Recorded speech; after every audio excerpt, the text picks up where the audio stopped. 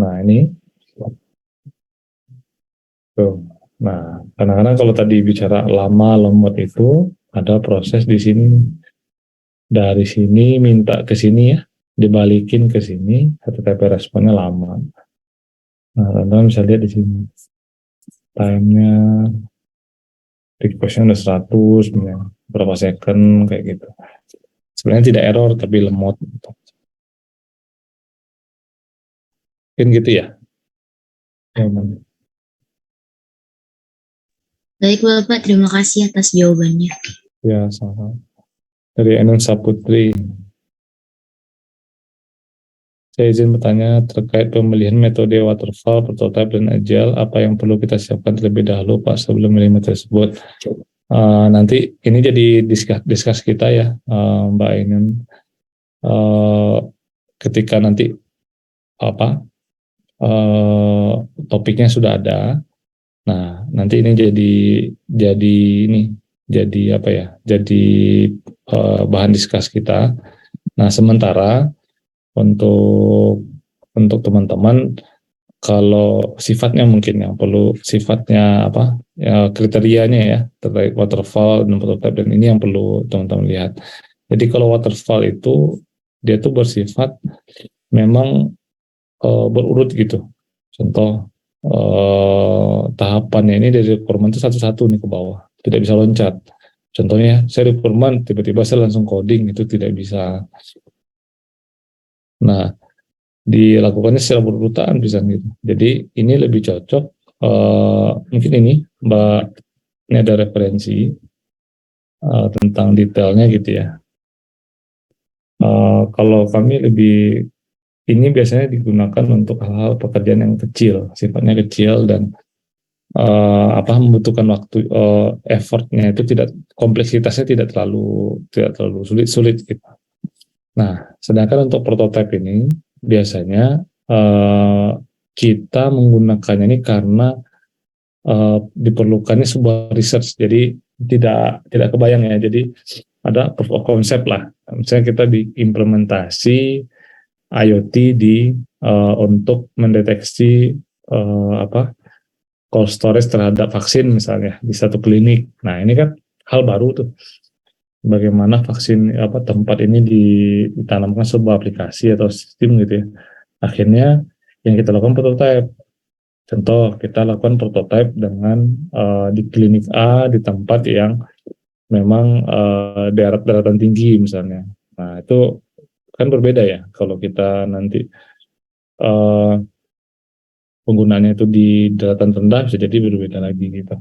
Nah, mungkin ada beberapa kriteria yang memang kondisional gitu dan kita tidak bisa butuh satu data atau contoh percobaan yang dilakukan gitu. Nah, ini bisa kita menggunakan prototype.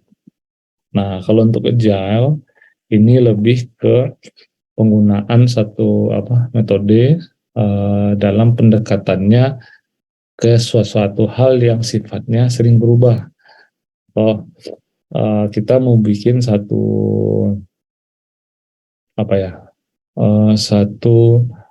sistem informasi untuk ini yang sering berubah itu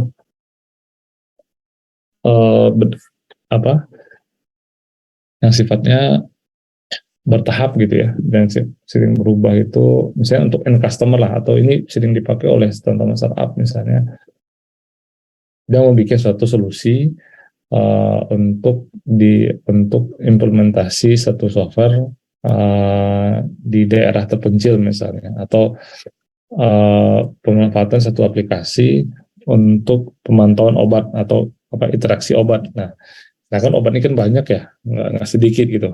Nah akhirnya disepakati misalnya kita ngambil interaksi obat untuk penyakit diabetes. Ya udah. Tapi kalau interaksi dibikin tuh untuk diabetes seperti apa misalnya, dibikin planningnya dan lainnya.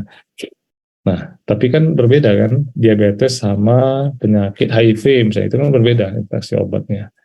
Nah, ini digunakan agar proses deliverable sebuah software itu lebih cepat. Nah, ini kita menggunakan satu metode agile pendekatannya. Detailnya bisa di sini, Mbak. Seingat saya ini ada penjelasannya, metode-metode yang bisa kita pakai di link ini ya.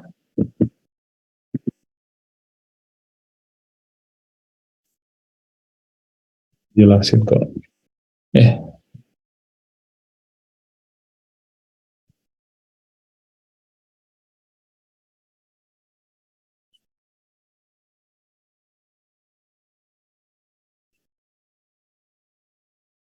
Nah, ini Mbak. Ini dijelasin detail-detailnya.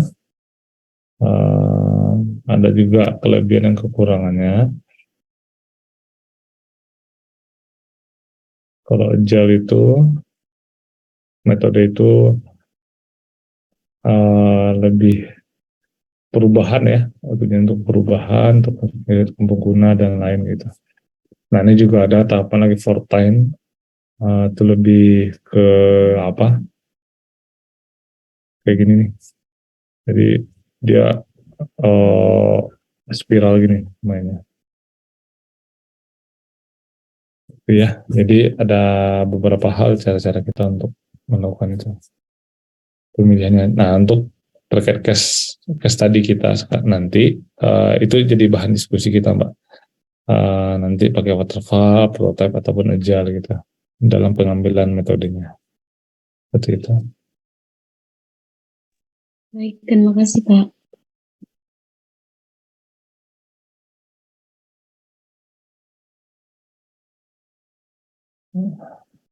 Barangkali ada lagi.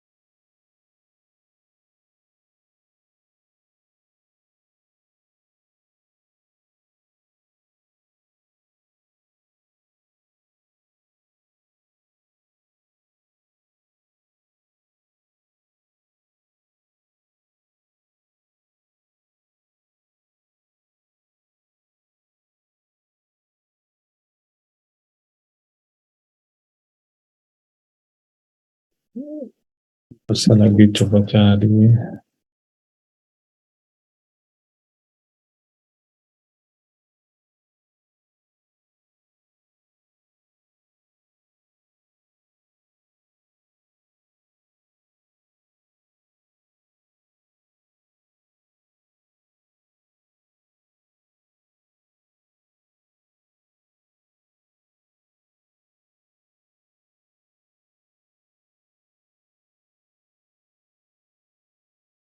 Jika tidak ada lagi pertanyaan, teman-teman.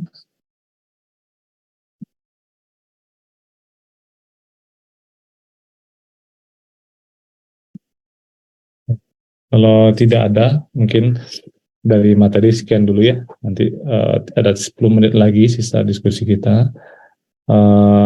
Saya persilakan teman-teman buat diskusikan siapa kelompoknya untuk 5 orang tersebut. Nanti coba diskusi, tentukan nama judul atau topiknya ya terkait pemanfaatan sistem informasi.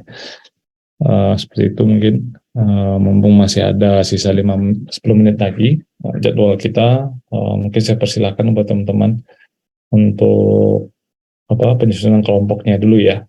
Gitu. Jika tidak ada pertanyaan, mungkin saya rasa kita cukupkan dulu materi kita hari ini.